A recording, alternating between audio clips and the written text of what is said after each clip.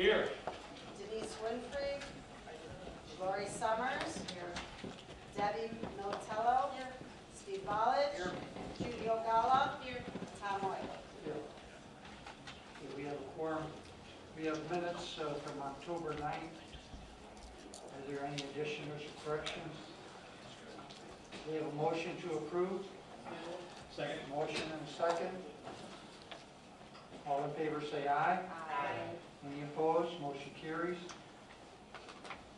New business. Case DC 18052. I believe this was tabled last month.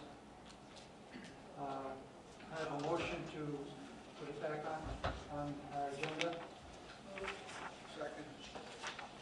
All in favor say aye. Aye. Any opposed? Motion carries. Marguerite, you want to give us an update? Thank you, Mr. Chairman. As you mentioned, ZC 18-052 was tabled at last month's Land Use and Development Committee on October 9th. Since then, staff has performed research that clarifies some definitions with regard to a sports and recreational participant versus a private recreational club, which is the focus of the special use permit request for this case.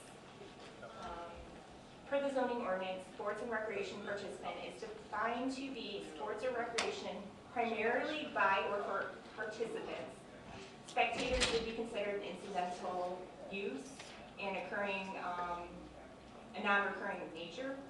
And examples provided in the zoning ordinance would be your bowling alleys, your health clubs, your skating rinks, your bingo halls, casinos, billiard parlors, driving ranges, and miniature golf courses, shooting, archery ranges, and batting cages.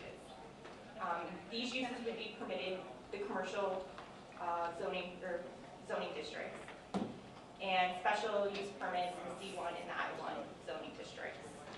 Private recreational clubs are defined to be a subcategory of sports and recreation participants with the intention that it's privately owned. So you would have private teams renting out a facility to have scheduled practice times within the facility. So you have set appointments within the facility. You would have membership fees for working with the club and their venues. And private recreational clubs are permitted in C6. They are a special use permit request in the A1 district. And just to clarify, this is not a hunting preserve or club, which is a separate special use. And it is also not an indoor or outdoor shooting range. Those are also special use requests in this A1 district. Staff has conducted research of allowed uses within the A1 district that includes special uses granted. We found that 40 commercial money-making ventures are permitted in the A1 district as by right or special use. And generally, applicants choose to pursue a map amendment to C6, resulting in more operations and flexibility. However, due to financial means or just their scope of their business, they prefer to keep an A1 and request a special use. And I could go into further examples if the commission would like, or committee. How many of these have we got throughout the county? Do you have a number? We found 40 commercial ventures. However, the most recent ones that are more related to the private recreational club would be zoning case 6101-S, which is the Galaxy Soccer Club, which you heard in 2013. And that is a private soccer club that required a membership with the club in order to use its facilities. And they hold tournaments on their property. It is an A1 zoning district property. And then the second one is ZC-16-014, which was passed in 2016. And it's part of the Braidwood Recreational Club, which requested the special use for outdoor recreational club, boating, fishing, camping, golfing, outdoor nature recreational activities. And they pursued the special use with regards for financial means instead of rezoning. Okay. Any questions by the committee? I do want to mention one other thing. Since our last meeting, we have received comments from the Village of Frankfort and the Green Garden Highway Commissioner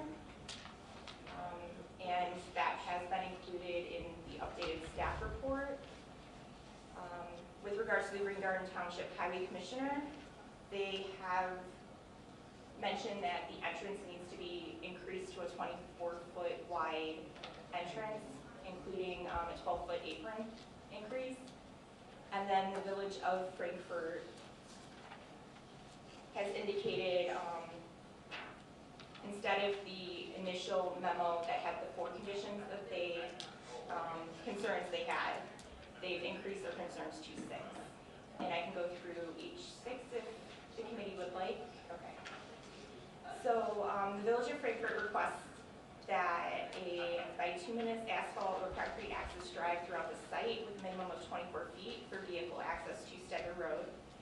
And staff feels that this is in agreement with the Highway Commissioner, and it will be addressed within the site development plan or permit process, and as well as the building permit process. Comment 2 is to provide a concrete parking area, and Will County does not have a requirement as to the material within the parking lot design. The committee can make that a condition if they feel that that's warranted. It's saying either asphalt or concrete on this. Right. Okay, so it just doesn't, you're not just asking for straight on concrete, right? Right. Okay. Number 3 would be provide adequate stormwater management for existing and proposed improvements. And this is addressed in regards to the Will County Water Ordinance. Install appropriate site lighting to provide a safe, illuminated customer parking area. Again, any type of lighting requirement would be a reviewed part of the site development process and within the building code itself during the building permit process. And one of the conditions that has been approved by the Planning and Zoning Commission is within 6 months of the county board approval of this special use, that the applicant apply for a building permit to convert the facility into commercial, to meet commercial codes. Number 4 is install appropriate lighting for safety of parking and driveway access. And again, this will be addressed within the permit process. Number 5 is limit the scope and authority to the special use permit to only the facilities or uses specifically reviewed and approved under this application, and changes or expansion to the use should require further review and approval. And as mentioned, with regard to shooting ranges or hunting clubs, these are separate uses within the zoning ordinance and would require separate special use applications. And number 6 is ensure compliance with life safety requirement of the International Building Code. And as mentioned, they will be required to submit building permits and site development permits for the improvements made to the site before they can be in operation. Okay, thank you. Any comments by committee?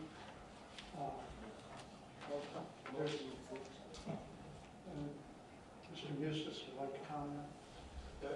I would, I've talked to Frankfurt, and as you know, this is in Frankfurt's mile and a half preview, and Frankfurt isn't the Frankfurt exclusive township, and it's in Green Garden Township. Those of you who don't know, those of Frankfurt is in Green Garden Township. You know, they also sent me the same, but they also sent a little more information. They made a point to me to point out that this, in their comprehensive plan, this is residential. I'm not sure what we show in our plan, but in their plan, this is residential. So going forward, this will be in conflict with their comprehensive plan, and I want to point that out. They also made a little stronger, when I talked to them, a little stronger emphasis on, they did not want the use to expand outside the building.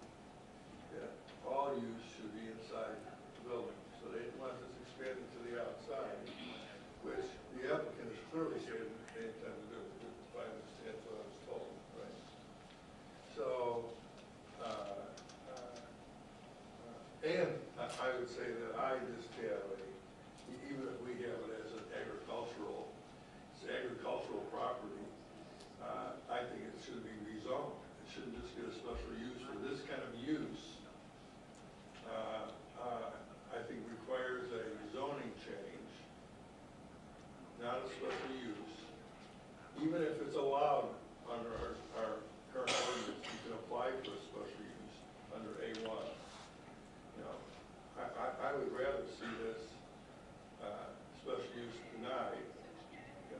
commercial uses,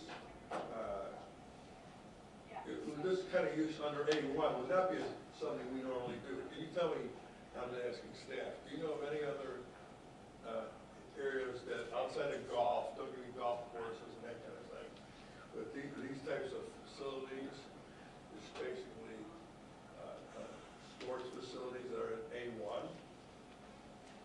I mean, whether you're saying it's allowed in our zoning ordinance or not, it's something I think we should look at.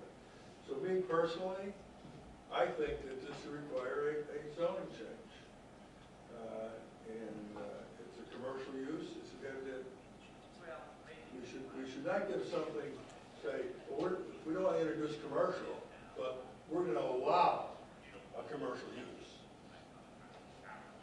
Staff has said just a few minutes ago that there are like 40 facilities in the county that are special uses in A1 for recreational purposes. Yeah, most of those are parks. I think when you say that, tell me exactly what they are. They're parks, they're golf courses. They're not sports facilities of this nature.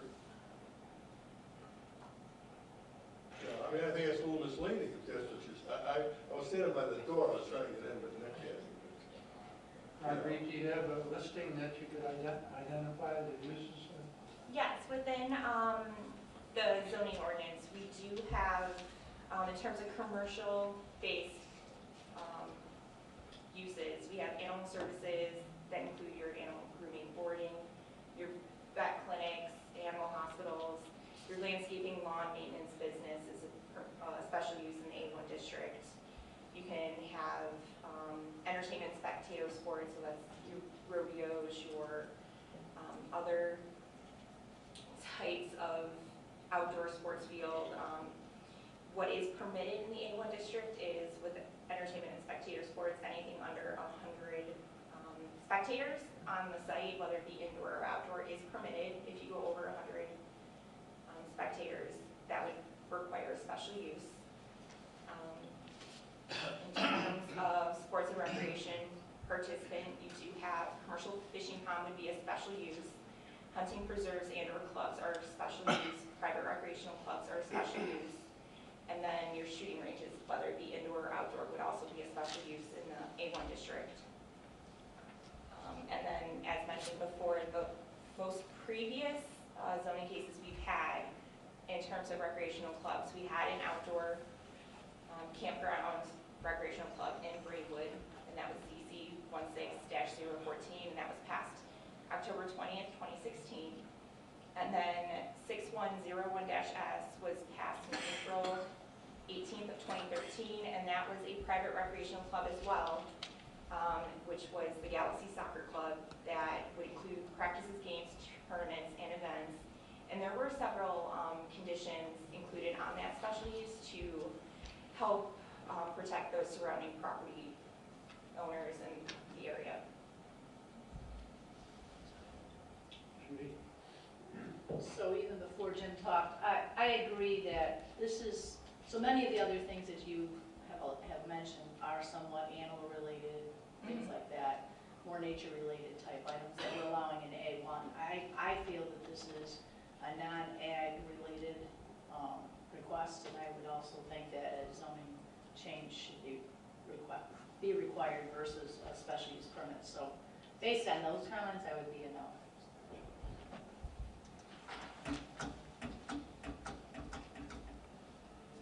The petitioner here, Yes, sir. you want to come down and Sure, thank you. comment?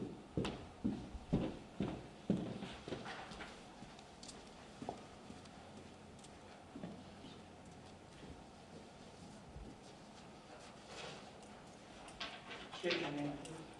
Carl Bowman, on behalf of the petitioner, Rankin Survey and Proposal 3260 Executive Drive, Joliet, Illinois. Good morning, Mr. Chairman, members of the board, Mr. Eustace. It's with respect to kind of going through a couple of things that Ms. Kenny talked about. With respect to the Green Garden letter, the petitioner is in agreement with changing the entrance and expanding the entrance, including the apron. So that would be something that the petitioner would want to do as well. With respect to the letter that was received from Frankfurt with regard to their conditions, the first four conditions, as Ms. Kenny indicated, are addressed through the building and permitting process within the county. With respect to conditions 5 and 6, those are addressed specifically within the special use permit. And so talking about that for a second, with respect to Mr. Gall's comment and Mr. Boost's comment as well, with respect to the process and the structure that the county has for addressing uses like this that are in the county that are not within a municipality, but they're within a municipality's planning district, so they're 1.5 miles, right? So the issue here is, should you allow special use or shouldn't you allow special use?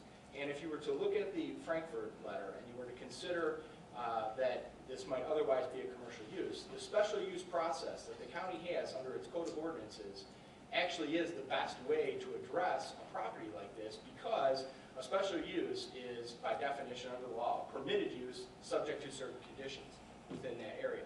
So if you're to consider that within an A1 district, this is a permitted use subject to certain conditions, the reason for that is so that if you do have future development, I know Mr. Moose just mentioned that Frankfurt has, as part of their comprehensive plan, this potentially being A1 in the future, or excuse me, R1 if it came in the future. Mr. Moose has also mentioned that perhaps this could be rezoned commercial. What I would suggest to this board and what I would suggest to the county board is that the special use process really maintains the greatest flexibility for the county, because the special use process, which does allow the use, so you can't have a youth sports facility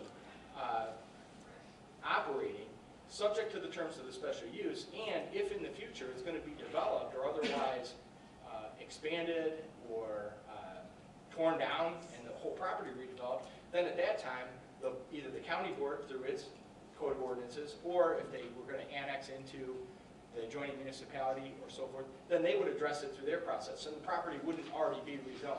So that's the nature of the flexibility that the special use process allows. So I certainly respect and appreciate comments with regard to the comprehensive plan.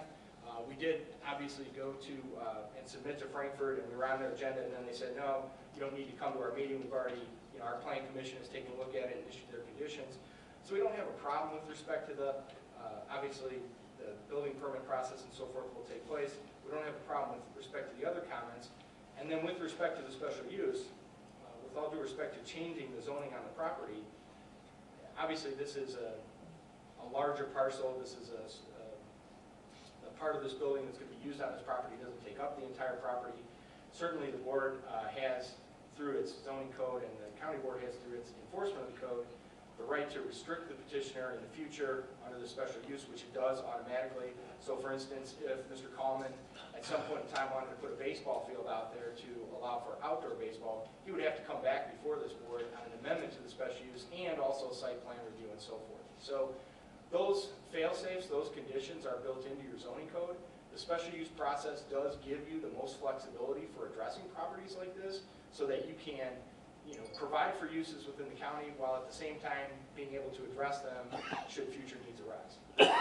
So you wouldn't have a problem with us putting a restriction on no outdoor fields, play fields and what have you like that, unless they come back for another special use? And I would tell you that you could put it in there, and I would suggest to you, and I think that the staff might agree with me, it would be redundant because we'll have to do it anyway. So our special use is limited to our application, which right now is in the confines of the building. If we want to come back, we're going to have to do it anyway. So I don't have any objection to it because under the code of ordinances, we have to do that. Is that correct? According to the application, Mr. Dullman has indicated he wanted the whole property for the special use, so that would include the open field. So he would theoretically be able to put a baseball field in without having to do an amendment to the special use. Yeah, and I think that was part of the application process, but obviously we'd have to come back through site plan review and so forth. That is correct. Mr. Buse? Well, I'll say this then. If the special use is restricted that all activities are within the building, and include some of Frankfurt's other concerns about parking lots and so forth, even though I think that all the stormwater runoff, that's all part of the site plan, so that's already in there. So if you restricted it, even though I'm not crazy about doing this, but I suppose it's much more acceptable to me. And the village of Frankfurt specifically mentioned to me, if all activities are restricted to inside the building, then they could probably live with I think it's a matter of procedure, so if you made it a condition, we have to come in under site plan review anyway. So Okay. I think it's a Um, duplicative, but if it's necessary. Let's have a motion and add a restriction that all Add the restrictions onto my motion. activities have to be inside the building. Okay. Second. And a second, okay, you got a motion and a second for putting the restriction that everything has to be inside the building, the special use permit. All in favor say aye. Aye. Any opposed? Motion carries. Okay. Thank you very much. Then we need a motion to approve the added restriction. Motion, second. Is there any objectors to this?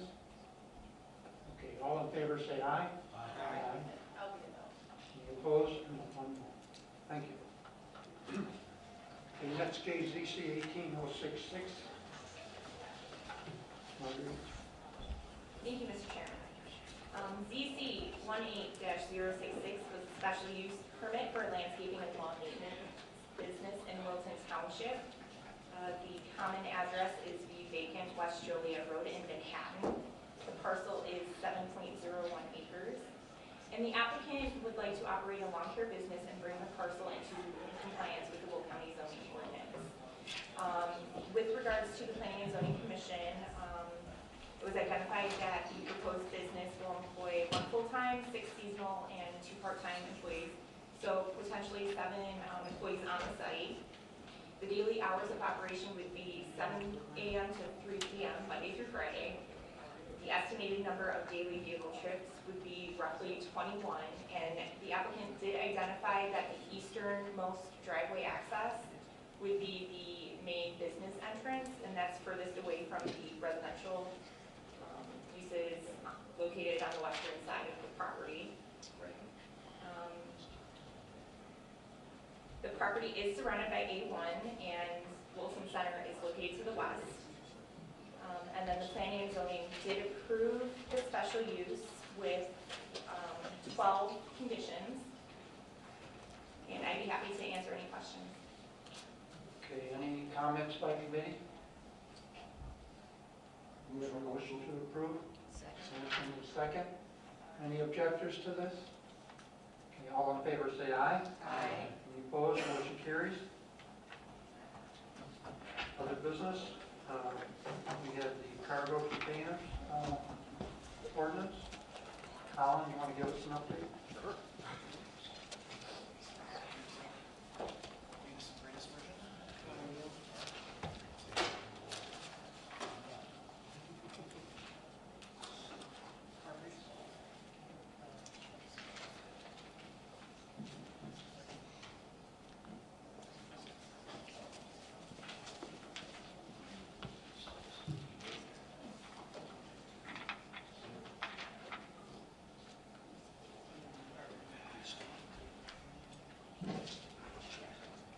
So we had the public hearing last Thursday, and we only had one comment by the phone, and that was regarding whether or not this particular amendment was going to be in order to facilitate the approval process of a certain intermodal facility that has had an application with our office.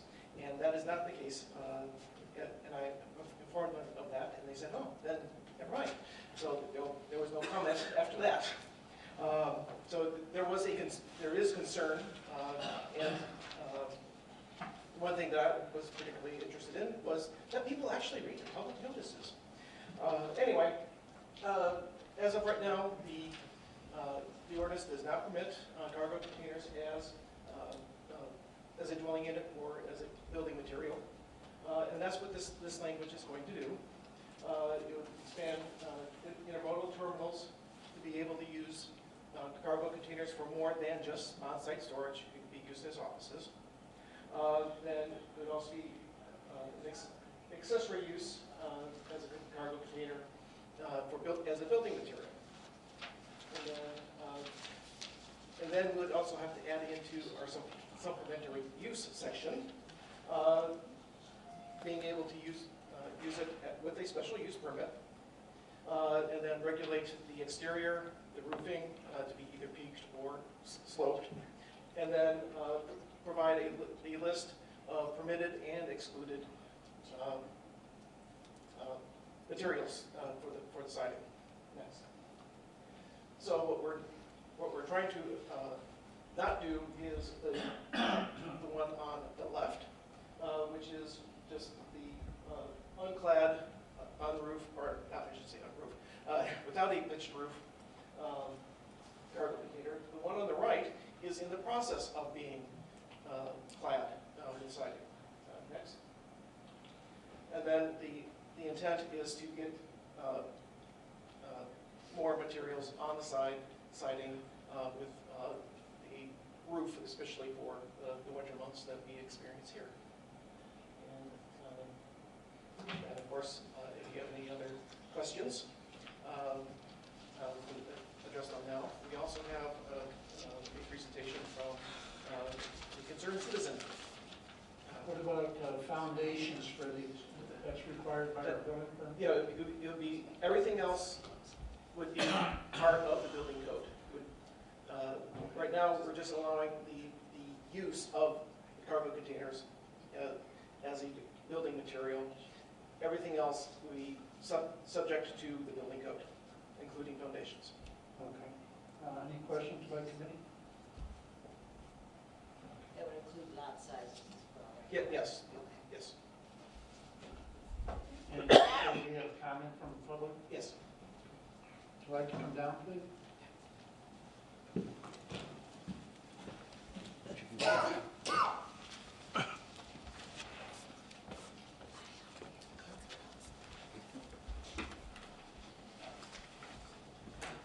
State your name, please.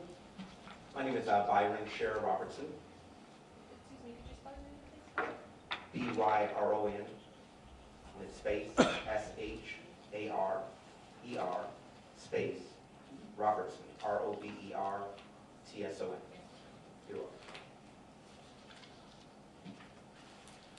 I'd like to just speak in favor of the change in ordinance concerning shipping container homes, so I have just a brief presentation for the board. Once again, my name is Byron Sher Robertson. I'm here supported by Dr. David Arnold. Please excuse him. He has some knee problems. He cannot make it over to the place here with me, but he is in support with me. Thank you. So the first thing is just to give a definition of what shipping container homes are. Shipping container homes are architectural structures using steel intermodal containers as the building block for building modern and ecological homes. And I really want to bring that up because many times when we hear the word shipping container, we don't really understand it as it is. It's being used as a building block. So I just want to emphasize that. The first shipping container home was built in the United States by Philip Clark, November 23rd, 1987. Please understand this is not a picture of that first building. This is just an example of modern shipping container home construction that is clad with stone and regular siding. Next.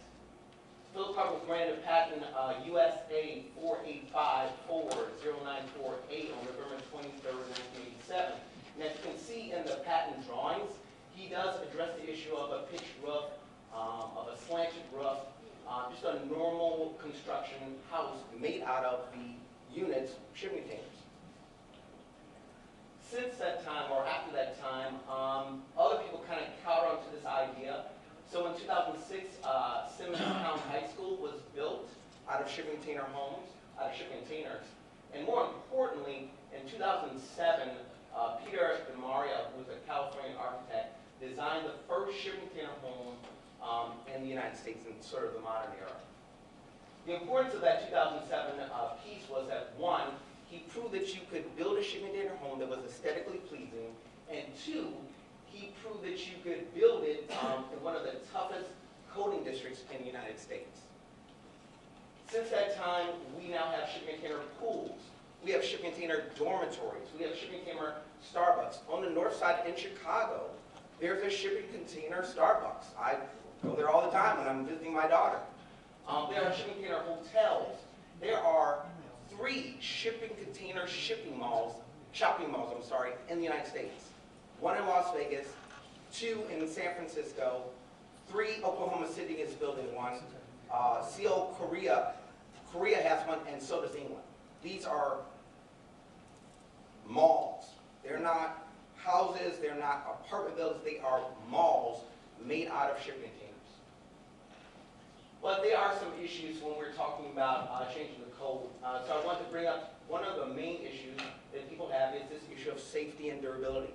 So some advantages of shipping container. It is almost virtually fireproof, mold-proof, termite-proof. It is hurricane and tornado resistant, meaning that they have seen shipping containers after storms, hurricanes, still intact. They will take more than 100-mile-an-hour wind without even flinching. They can be stacked 9 high in their native modality. So most of these shipping containers come from Asia. They are stacked 9 high on a boat. The boat is going up and down, and inside those containers are extremely valuable electronic material. These are extremely durable. Some of the concerns, though, that we need to be addressed concerning the code is that the floors must be sealed or taken out. We do not know what sort of materials have been in those shipping containers. 2, spray foam insulation must be used to bring these containers up to code in terms of insulation.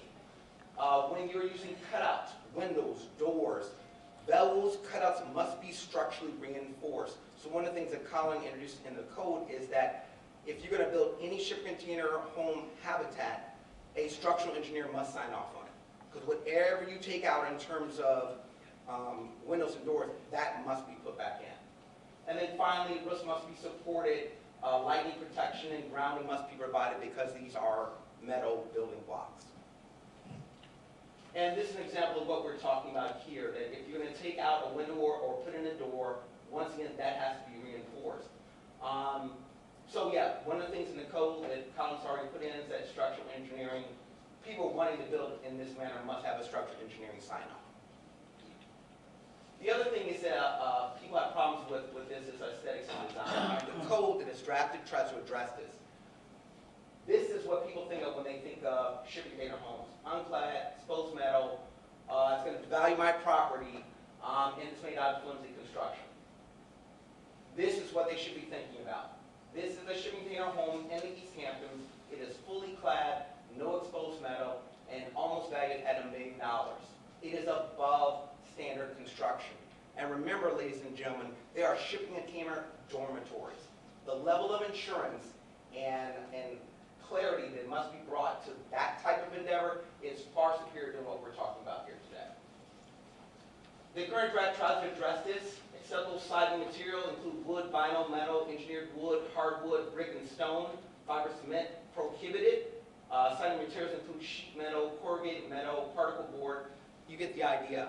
We're trying to avoid a situation where people would just be slapping shipping containers in the yard, and this sort of code will help prevent that. Also, people have an issue with economies of scale.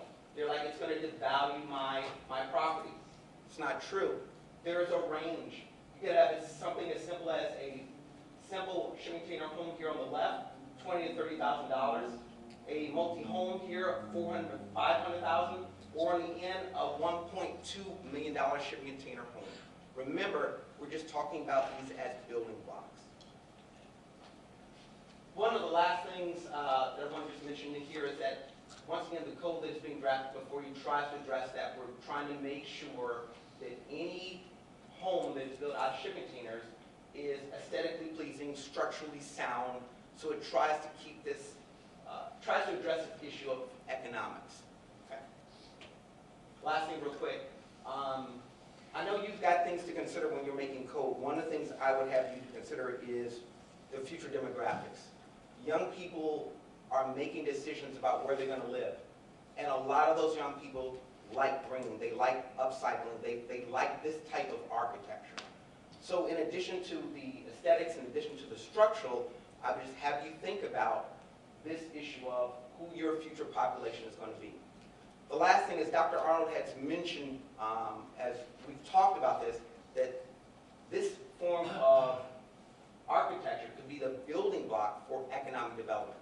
It is extremely, extremely durable, but also inexpensive.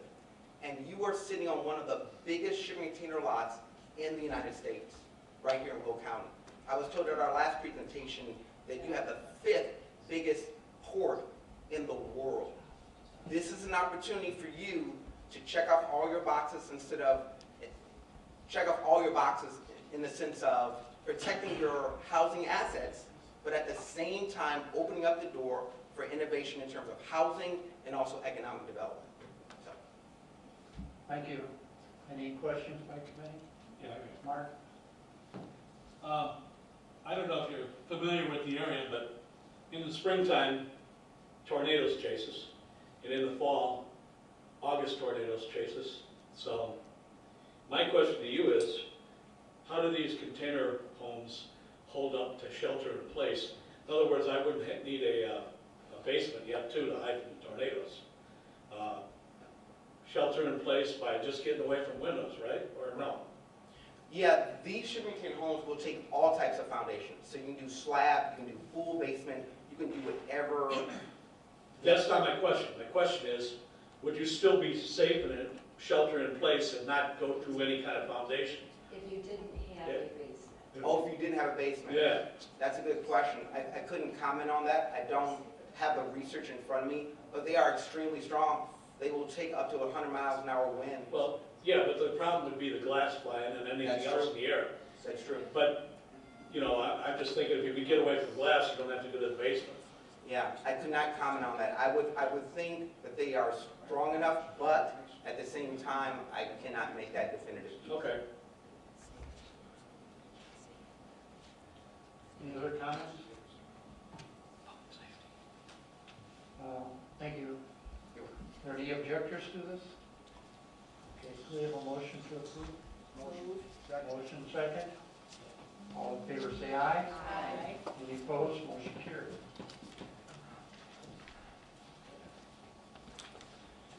Next item is the stormwater ordinance. Scott? Thank you, Chairman Weigel. I was here in October and we talked about the Illinois Department of Natural Resources has issued new digital flood insurance rate maps. I call those DFIRMs for short, so if I say DFIRMs, that's what I'm talking about, for Will County. And Will County is actually, I think, the last county in the state to get these because there was some back and forth with some of the communities in the county. But anyway, we need to change the stormwater ordinance with the code chapters 55 and chapter 164 in order to adopt the new panels. And so I'm going to go through that today, and then we have a public hearing on each one, and any comments will be addressed. I did get some comments from Illinois Department of Natural Resources. Go ahead. I'm sorry, Rick. We do need the committee to open a public hearing with a motion on two Okay. topics. We have a motion to open a public hearing. Second. Motion second, roll call. Call the roll. Denise Winfrey? Yes. Judy Ogala? Yes. Lori Summers? Yes. Steve Ballage? Debbie Militello? Yes. Mark Ferry? Yes. Tom Weigel? Yes. Okay, we're in public hearing. Okay. So, as part of the public comments, I did receive comments from Illinois Department of Natural Resources. Actually, the person is Marilyn Succo, who was the person who appeared at the Stormwater Committee when they heard this issue. Those of you that attend Stormwater Committee will remember her. She wanted us to change certain things that we had in the draft ordinance. So I can walk you through what those are, and then we can see, I think, what other comments there are, if any. So Brian, if you want to just go to 55, I think 55061. The changes are there, and Maryland actually, in the chapter 55 is actually Will County's model ordinance, which other communities adopt by reference so that they can be certified to review stormwater plans in the county.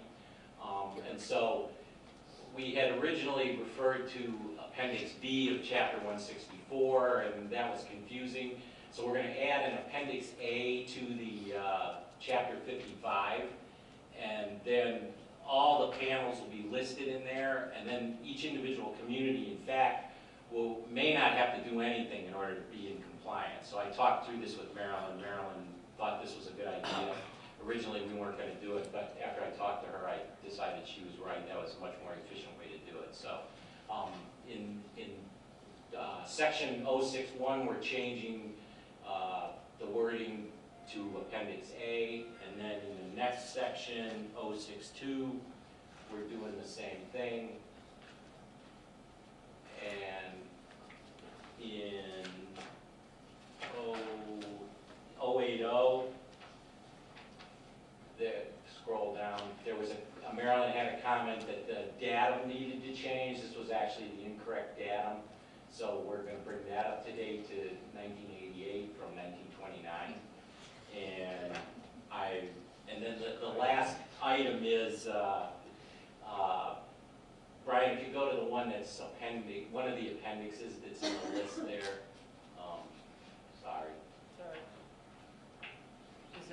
Is it an Excel? It's in the, yeah, that's it. So we're going to add this appendix to chapter 55, which lists all the panels. So for instance, if you are in Beecher, well, Beecher won't have all these panels. Will County will, and I'll get to that in chapter 164. Will County will adopt all these panels, but if we put these in the model ordinance, then Maryland IDNR's suggestion was, then each individual community might be affected by, say, 3 of those or 2 of those. But then they don't really have to adopt. They can adopt all of them, and then they don't have to do anything in some cases, which actually makes her life easier, and I think it makes sense now that I've talked to her. So, so that's chapter 55. That's what we're going to do there. And do we want to see if there's comments on 55 now, I guess? That's fine. So those are the IDNR comments on chapter 55. Any comments from committee or the public concerning these changes? Any comments? Apparently there aren't any comments. Go ahead. Okay, so then chapter 164 is pretty straightforward. I'll be done. In 164, we're really just changing the Appendix B. And so in the old Appendix B, 164 is the ordinance that actually governs Will County. And it's in compliance with the model ordinance that I just showed you, 55.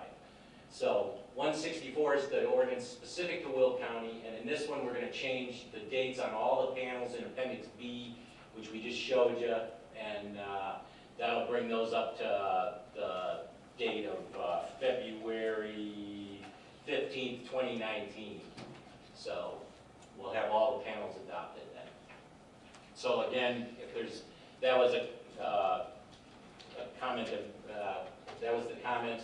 I don't know if there's other comments on chapter 164. Are there any other comments by committee or the public? Any other comments? Okay, it looks fine then. So do we have to amend this or no? This will go actually to the full board Thursday, assuming there's no comments. I mean, we'll approve this as amended, as you suggested. Okay. So with, there's no public comments, no further committee comments, so you can close the public hearing. And then you would need a motion separately on items 2 and 3. Okay, may I have a motion to close the public hearing? Motion. Motion second. Roll call, please. Lise Winfrey, Yes. Judy Ogala, Yes. Lori Summers, Yes. Steve Ballage, Yes. Debbie Militello, Yes. Mark Ferry, Yes. Tom Weigel. Yes. Okay, we need a motion to approve the ordinance concerning chapter 55. Second. Any questions? All in favor say aye. Aye. Any opposed? Motion carries.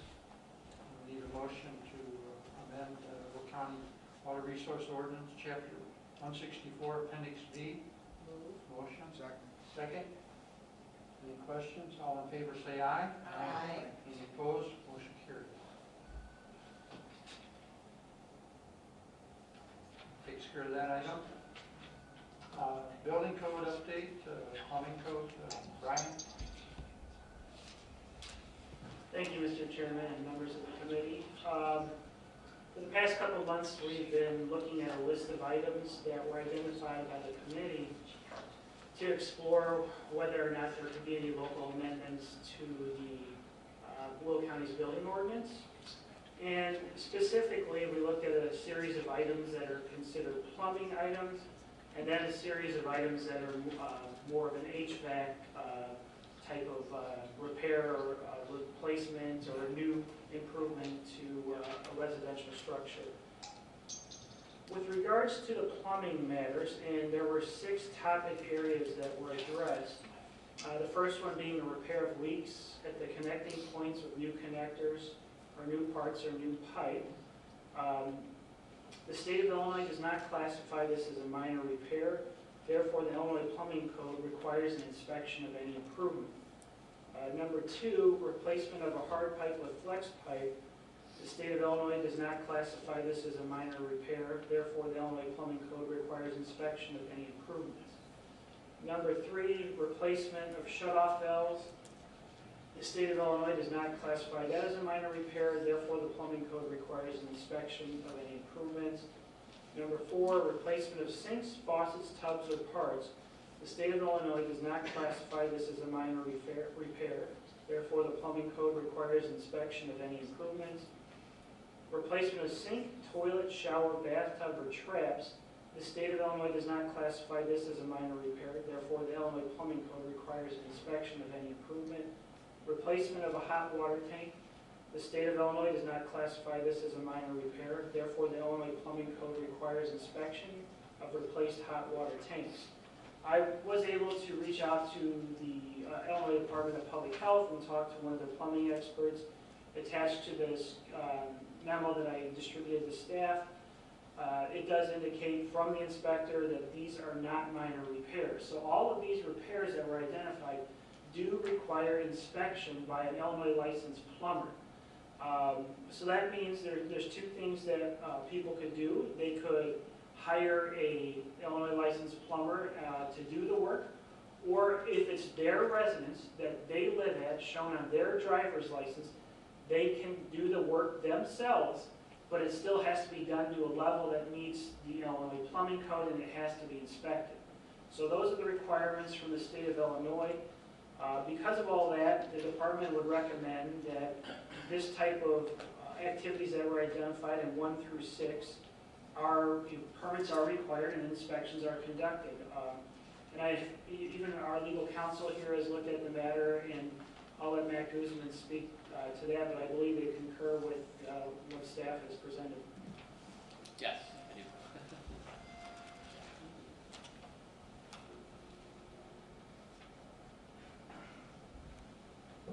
I do. I did have a chance to review the state statutes, and Brian and I have been speaking on this topic for some time. I concur, and that is correct. I believe that the state makes that determination. We are obligated to follow the plumbing code pursuant to state law, so we have no discretion at that point. Thank you. Are you done, Brian? Or? Well, I just want to pause there with the plumbing section, and then we can move on to the HVAC stuff. So let's, if it's okay with the committee, if we talk about these matters first, and then we can move to the next. Comments by committee? Judy? So if they're not classified as a minor repair, what are they classified as? Are they They're actually listed somewhere? Yeah, they're considered plumbing work. You know, it's part of the plumbing system as the state defines it. Now, I'm not going to tell you that people aren't doing these things and not getting permits on their own. I'm sure it does happen. It happens with all types of construction activity. But this is what the Illinois state law requires. And because the law requires it, it requires inspection by an Illinois licensed plumber. Steve? Thing ain't going on now. If you recall, and this goes back, so we've been doing this since August of 2017, so it's a long, long time. But if you recall, I brought paperwork from the state of Illinois saying from the state, it was a letter with state letterhead from the state that said that they advise us not to hire a licensed plumber that does that type of inspection, and that in their opinion, if you recall, everybody here, I gave a copy to everybody, that they didn't feel like we have to get inspections for that stuff. And that's where that was. So I gave that. And then we also have sovereign immunity, where we can't be held responsible for any suits from anybody. And the other thing is that when people go to replace their toilet, they don't go get a permit. And if they did, they need a permit for replacing their shut-off valves also, which people aren't gonna, you replace the toilet, you need to replace the wax. So you need a permit to replace the wax, you need a permit to replace the shut-off valves, you need a permit for the toilet. By the time you're done, to replace the toilet costs more than the toilet. If you did it legally and went and got permits. If you have a leaky pipe and the leak is in the connection, it's not somewhere in the middle of the pipe. If it's a leak in the connection, then, the state says it's a minor repair, but we've already been told in a letter from the state that they don't think we need to have a permit for that stuff. So I understand what you guys are going by strict statute, but what happened to that letter I gave everybody from the state? What happened to that? I mean, you still have a copy of the letter that said that? Excuse me, Mr. Bosch, I'm sorry, I was Oh. speaking with Mr. Reese. You I still- did hear your statement, though, that you had the letter. You have it too, I gave it to Yeah, and everybody in the room. I do have that copy. I want to let you know that I talked to the Illinois Department of Public Health. That's where the letter came State of Illinois plumbing inspectors. Because the county is subject to that law, and there are plumbing systems in Will County, it is required to be inspected. The work has to be inspected. So by an Illinois licensed plumber. I mean, that is clear. But why did the letter say different than I got? You got a letter, you're saying one thing, I got a letter that said something else.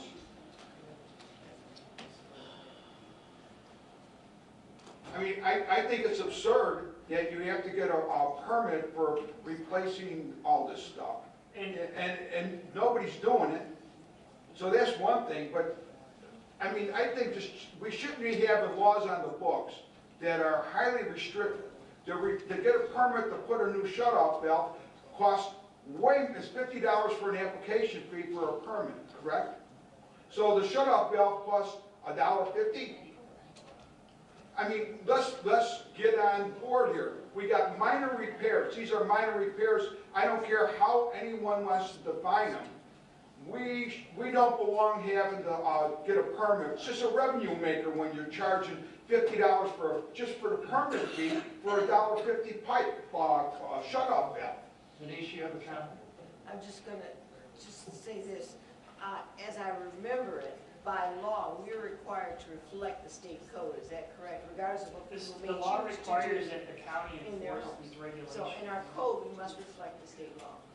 That's correct. We have to follow the Illinois Plumbing Code. There are no local amendments that make the Illinois Plumbing Code less restrictive. If the county wanted to be more restrictive, we could pass an amendment and have it approved through that office that this is a local amendment in Will County that is more restrictive. But some of the members on the committee want to go the other direction, Right. which Well, we're just but By not law, allowed we to do. cannot do that.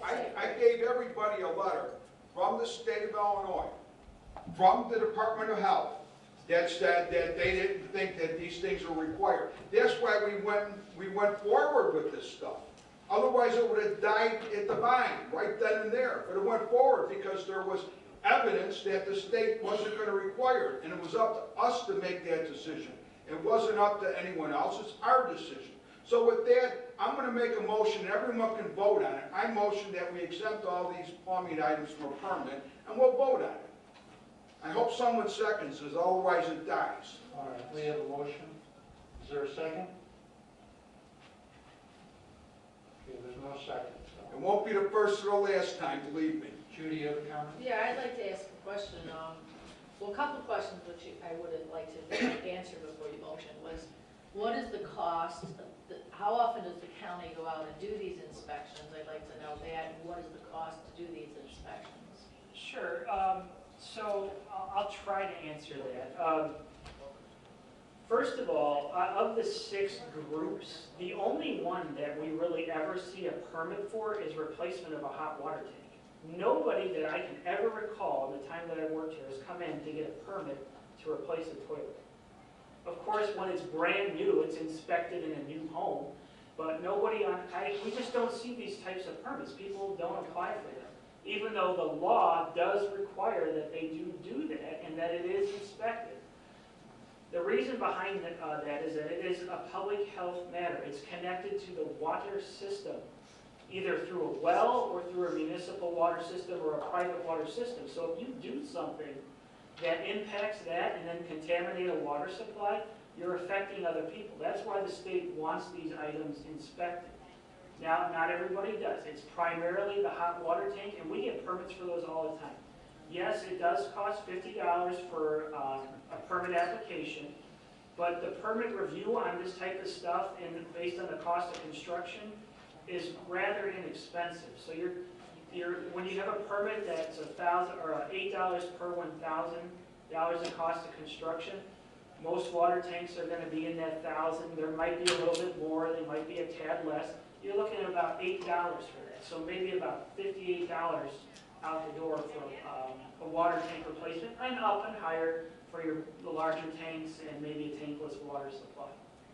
So, I know we do that, to me, kind of crazy variance on what the cost is. Why wouldn't it just be like a flat fee of $50 for that versus the cost of it? I mean, we'd be happy to look at down the road different costs of different building activities, whether it's review and inspection. I mean, that would be controlled by another part of the code that we can look at, and we certainly could do that. But that would be what it would cost today. And then as far as an inspection goes, I mean, there's always drive time associated with an inspection and the cost of the inspector. So, it wouldn't, I don't want to pin down a specific cost for what it would be, but I mean, with wages and benefits and travel time, I mean, it wouldn't shock me if it was about the cost of the permit as what's, what the cost of the actual cost of the service is. Thank you. David, do you have a comment? Yes, I just want to make clear is that the correspondence that's being referenced is, if I recall, just to be clear, was, I believe, an email from a state representative that referenced a conversation with the state regarding these issues. And Brian and the department did what he and the department's supposed to do, is do the due diligence and coordinate directly with the state, with the individuals that are responsible for enforcing the state law, interpreting the codes that the state enforces, and then coordinated with the state's attorney's office and had a legal review of the position of the department is regarding what we need to do. You have to understand is that when we look at this, we look at it as black and white. What does the law require us to follow? And what Brian has expressed to you today with review with the state's attorney's office is what the black and white says is what we have to do, period. Thank you. I think one thing that everybody has to take a look at, remember that when laws are made like stuff like this, there's so many different kind of valves and getting like and kind and getting the right service. I was a fitter for 4.5 years at Texaco, and that's a big volumes of flow that we handled as fitters. But getting even a water heater situation or a boiler that's in the house, steam heat, you got to have the right application right from the get-go, and then it needs to be inspected because of the fact that people say they didn't make these laws because people weren't getting hurt. Laws were created out of people getting hurt. You got to realize that and recognize that. Industry-wide, if you're talking industry, if you're talking residential, statewide, that's why things are like they are. So we have to remember to protect people too. That's it. Thank you. Brian, do you have anything else? Yes, thank you, Mr. Chairman. I did have one other comment, is that, this right here is looking at what's a minor repair and what requires a permit and what doesn't require a permit. So, if an amendment passed and then was approved by the board later on, we'd have to actually change the code to say this doesn't require a permit. This is simply a list of items. It's not new text, so we'd have to have a public hearing on that. So I just want to make it clear that today we're not, even as you vote, you're not saying, you're basically saying, don't go any further and process any text change, or continue to move forward and process a text change to either require a permit or not require a permit. Okay. Well, we didn't have a second in the motion to approve those changes that were suggested, so we're saying not to go forward with any other changes. Any other comments by the committee?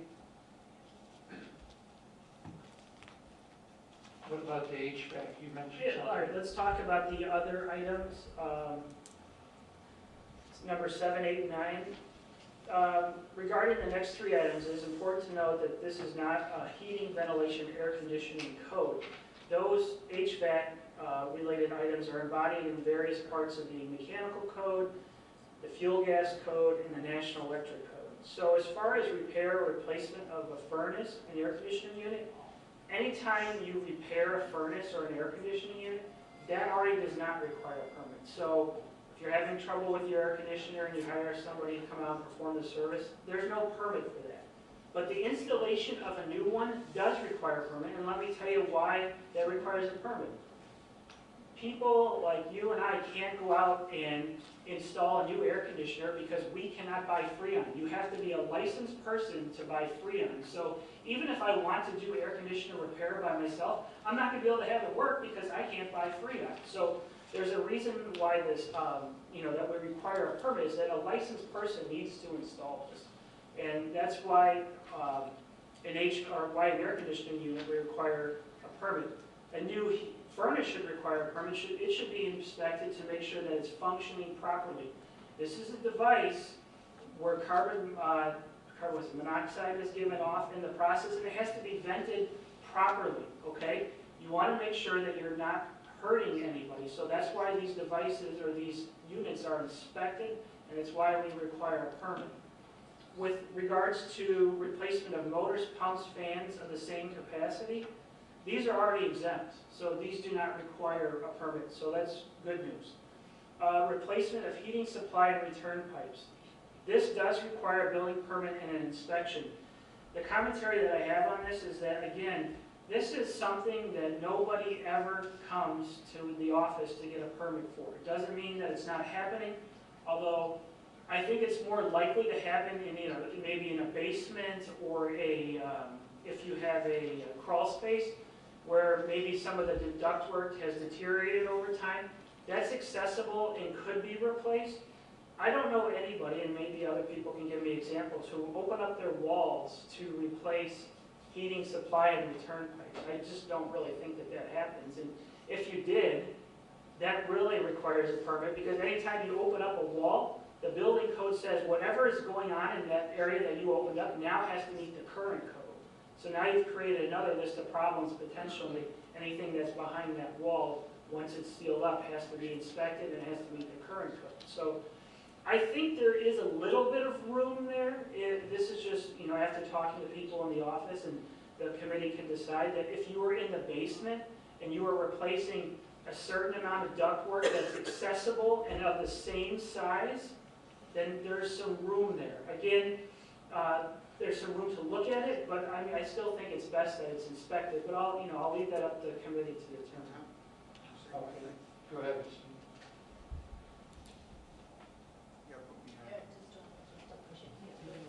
When I got this list, just so everybody's aware of this, I ain't a genius, and I'm not a building trades guy. I was a truck driver, all right?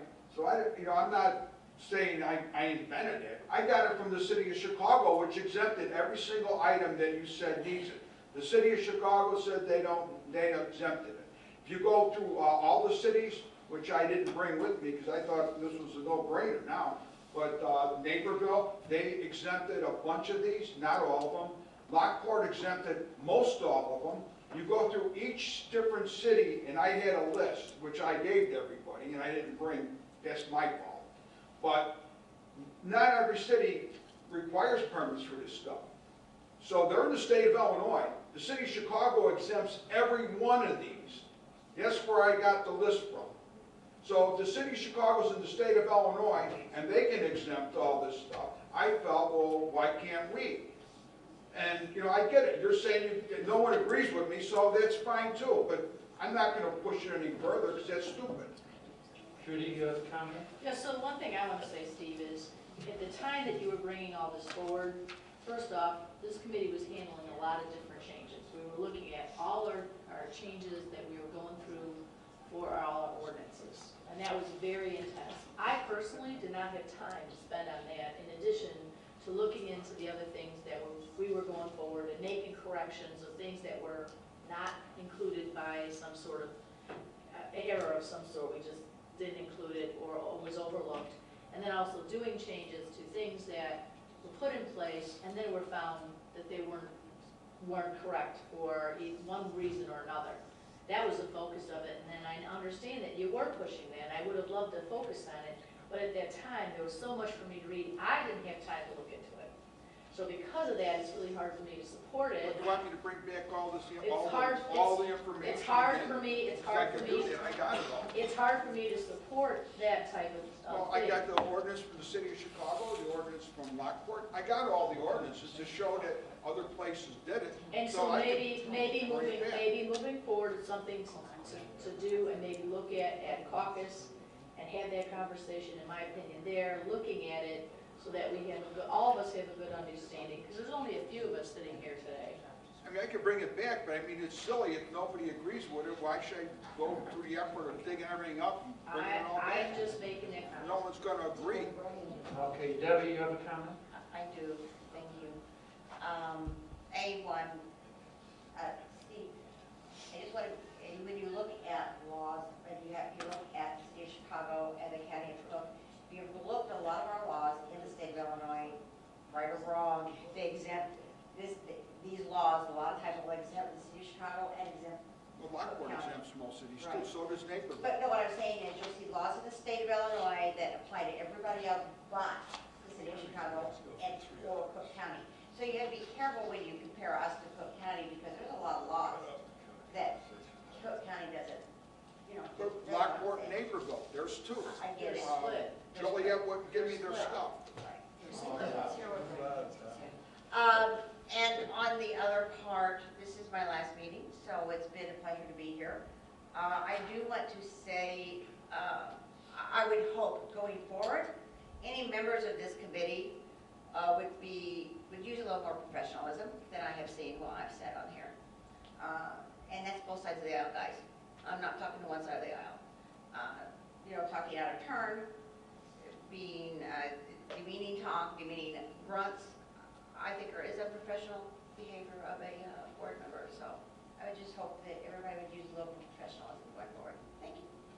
Thank you for your comments, Debbie. We appreciate your service to the county, and we'll miss you. Thanks. Brian, you have another comment? Yeah, I want to make it clear that 1 through 6 are the Illinois Plumbing Code. We don't have any say there, but according to the state and what state's attorney's office believes. 7, 8, 9, that's local control. If the committee wants to do it, you can make local amendments to the code and say, we're not going to do these things, okay?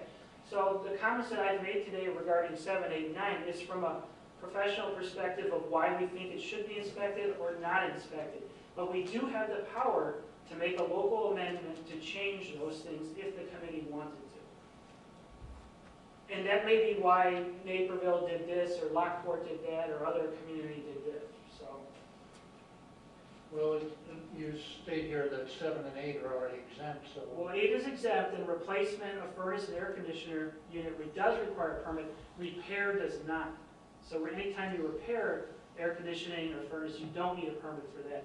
But replacement, a brand new one, does require a permit. And we do see a couple of those a year. It's not a high number, but we do see a couple.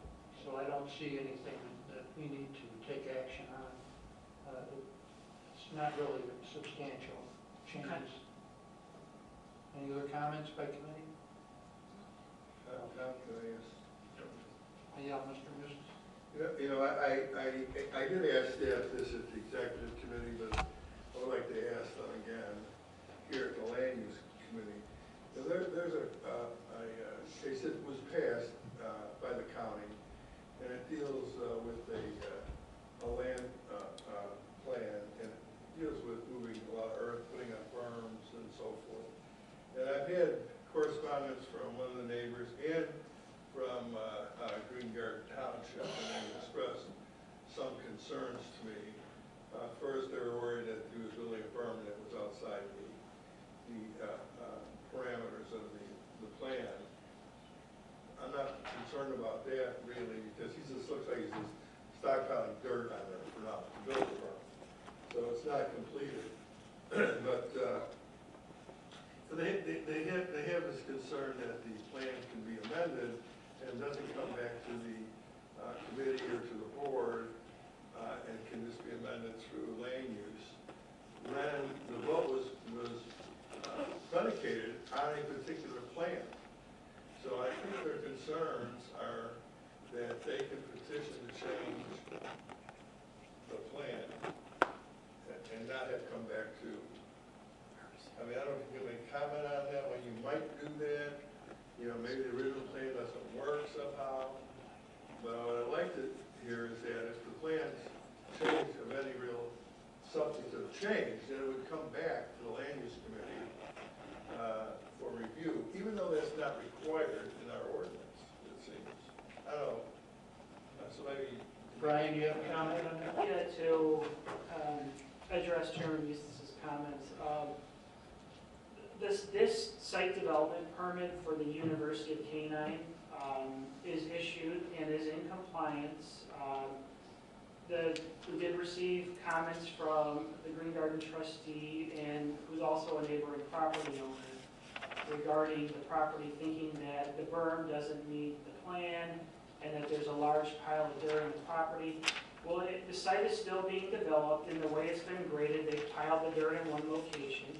The berms are not built yet. It's basically dirt storage right now until the site is, finally graded and berms are established where they should be.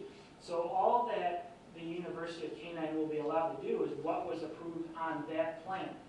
Unless they change their plan, which they can do, because they could still meet the county ordinance and change their plan, but they'd have to resubmit new drawings to show what the changes are, and the department would have to review them and make sure that they are in compliance with any adopted code policy that the county has approved.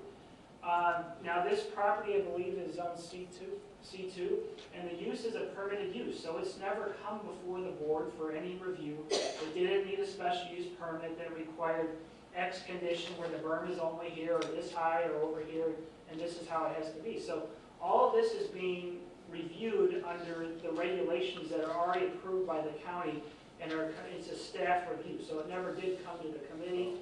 It never did go to the township.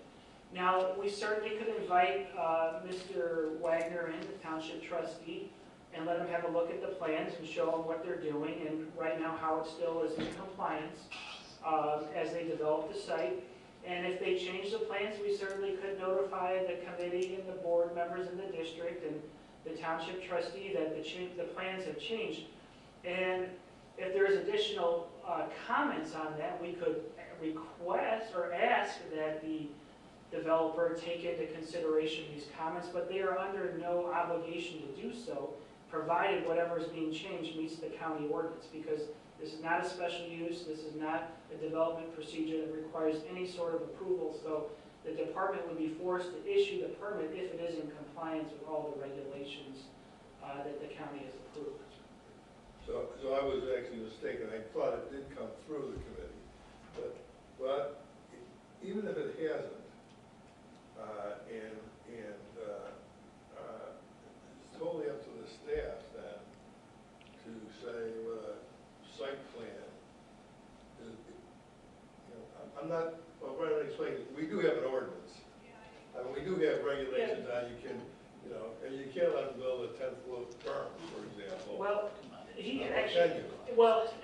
it's possible, but it may not be physically possible, because for every 1 foot in height, you have to have 3 feet in run. So the site is going to control how big the berm can be. I mean, there is no current limitation on berm height, But eventually you get to the spot where if you're gonna build this huge berm, you're not gonna be able to use any of your property because you gotta have the slopes on both sides of where the berm is at. And it's, you know, then you're gonna take up all your usable space on your property. So it's probably unlikely that it would happen. I'm not gonna tell you it's not gonna happen, but it's probably unlikely. That's why we don't usually see berms of that height. And it is true that we have to review any new proposal to make sure it's in conformance with already adopted policies, which, you know, at this point, we're talking about the Water Resources Ordinance of Will County, and then also the zoning ordinance.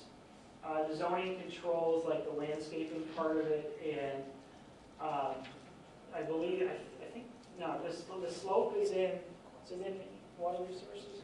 It's Water Resource Ordinance on the slope. And then another thing that comes into play is if there's any drainage on site, that where it has to flow, you can't burn that up and block the flow of water. So there's certain things that control that too. So, I mean, we will review any changes to make sure that they're in conformance with all adopted county policies. And if there is a change, like I said, you know, we've worked with people before where, you know, maybe there was a group of neighbors that wanted to see this or that. All we can do as staff, because it's not a special use, because it's a permitted use, is ask the person to make the change. If they don't want to, we can't force them to do it.